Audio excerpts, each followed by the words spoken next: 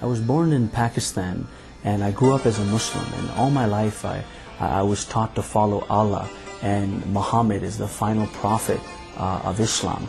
And I was taught that, and I believed that there was 4 books that came from heaven, but the final book was the Quran, and it was the final revelation. And so I used to go to study the Quran after school for 3 to 4 hours at a time every single day, because my family wanted me to be ingrained with the truth of what I believed. And the one thing I remember as a Muslim was that I was always opposed or brought up to oppose the deity of who Jesus is. The Quran talked about Jesus, but we could never call him the Son of God. That was blasphemy. In fact, that was the greatest sin that any Muslim could ever commit, was to confess that Jesus is the Son of God. And so that's the mindset I was brought up with. And I was brought up with, I wanted to be a servant of God. I wanted to obey God. I wanted to be obedient. I wanted His will for my life. I wanted to know just obey Him and submit to Allah. There's a hope in every Muslim heart, and was in mind that I would go to heaven, but I thought I could only go to heaven through good works. And so I would hope that God would one day have mercy on me. But there was no real guarantee. And one thing I remember, even as a young child, sitting on a couch in my living room, I was probably 5, 6 years old, and I remember thinking that whoever God is, I wonder, is He a good God? How is He? I wanted I just inquired in my heart. I didn't really have an answer at that time.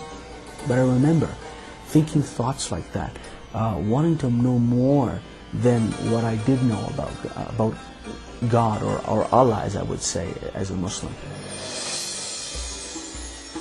I wanted to have a higher education in my life, and I left the country for the purposes of education. And then later I got involved in business.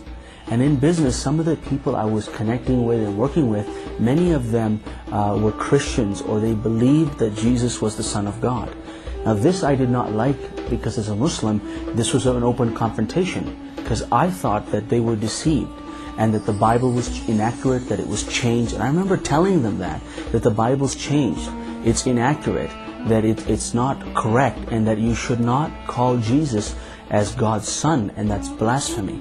And that's really where my first introduction to Jesus came along. Some people, I do remember, they had a peace about them. And not all of them, but some of them had some kind of peace I could tell that they had. And that, I was a little curious about that, but not enough to investigate. I was more interested in saying, let's bring these Christians and help them see the Quran. Let them accept Islam and submit to Allah. That is what I was trying to do. I was invited to, first I was invited to a church. And I said, no, I don't go to church. I'm a Muslim. Don't invite me to church. But you can come to a mosque if you like, I said to them. So then later, they invited me, some Christian businessmen invited me to a business conference where there was successful people in business training on how to be successful in business.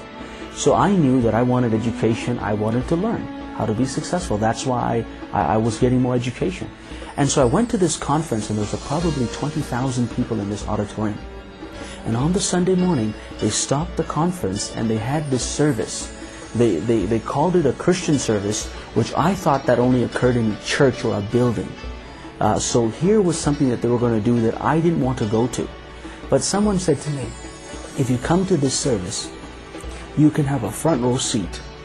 And as you sit in the front row, after this conference is over, you can keep your seat for the remainder of this business conference.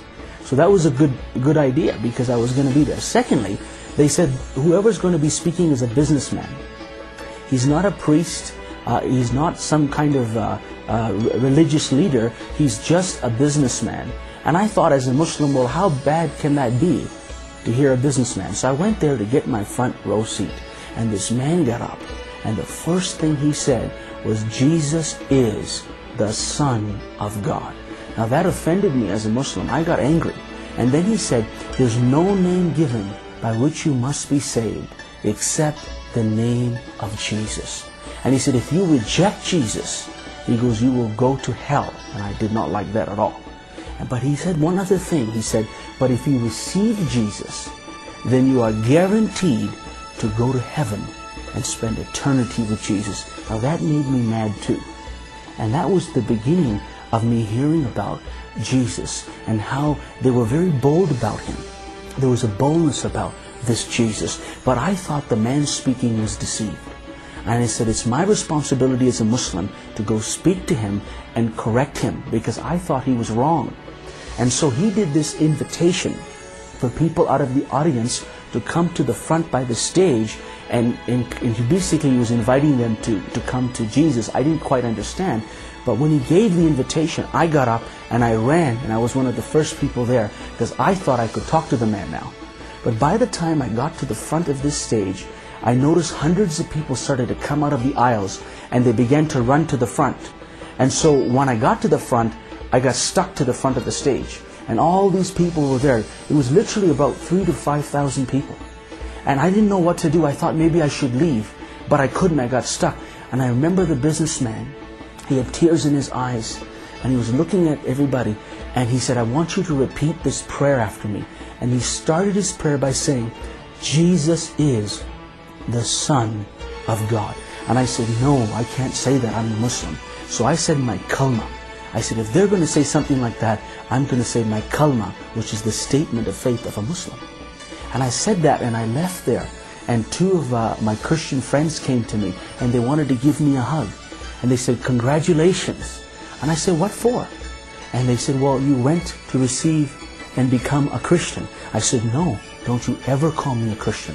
I'm a Muslim. And I remember saying to them, I said, the mountains can shake, the earth can move, but there's nothing on this earth that can make me say that Jesus is the Son of God. I went to another conference, and again they reserved me a front row seat for that Sunday morning. So I went there, and I realized that they give invitation after talking about Jesus being the way, the truth, and the life.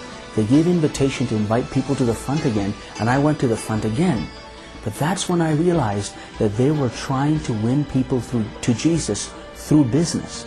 And I made a decision as a Muslim that I would do the same thing, and I would hold meetings and preach from the Quran and give open invitation to Christians and other people to come to Islam, accept Muhammad as the final prophet, and to embrace Islam and submit to Allah.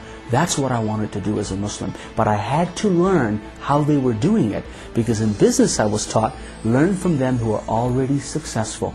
But I noticed they had a lot of good results, and I wanted to learn what they were doing so I could learn and be integrate with their community and be able to do it for Islam.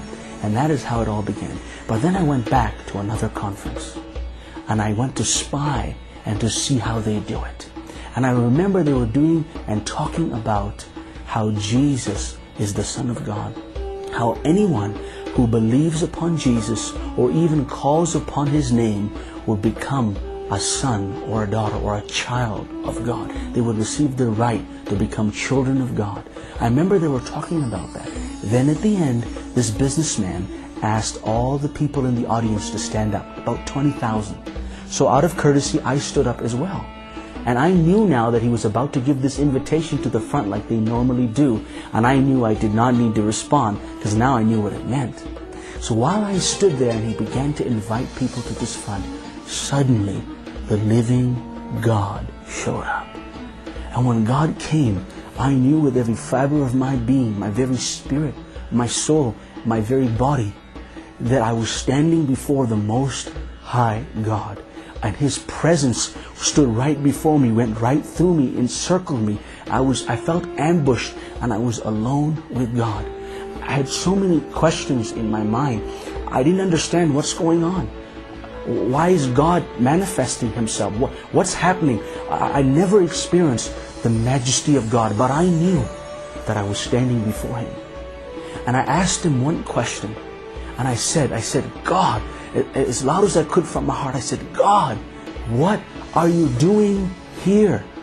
I thought these are the bad guys. What I meant was, why would God manifest amongst a people that are blaspheming in my thought by worshiping Jesus as the Son of God. So when I was before Him, I heard a voice. It was an audible voice. And I heard this voice say to me, "No, these are my children." And He said it again, "No, these are my children." And a third time, "No, these are my children."